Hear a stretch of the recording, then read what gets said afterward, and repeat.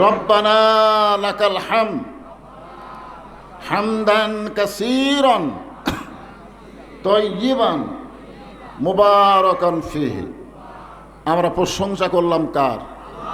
এই কারণেই যে আল্লাহ দয়া করে, রহম করে, শারীরিক সুস্থতা দান করে মানসিক প্রশান্তি লাভের জন্য এই জান্নাতের বাগানে, জান্নাতের টুকরার মধ্যে কবুল করেছেন। বিশ্বাস করতে হবে যে আল্লাহ আমাদেরকে জান্নাতের টুকরাই কবুল করেছেন, সে আল্লাহ আমাদেরকে জান্নাতেও কবুল করবেন ইনশাআল্লাহ। আপনাদের কি মনে হয় এই জায়গার মধ্যে যারা বসেছেন আপনারা জাহান্নামে যাবেন? না, কিছু চাল চরিত্র দেখলেই বোঝা যায় যে আল্লাহ মাসা বাকাবিন হাসানাতিন ফামিন আল্লাহ, আল্লাহর এই আয়াত অনুযায়ী আমাদেরকে জান্নাতের টুকরাই কবুল করলেন। রহমাতি ওয়াসিয়াত কুল্লা শাইইন ফাসাকতুবুহা লিল্লাযিনা ইয়াত্তাকুন। জোরে কোন আমিন।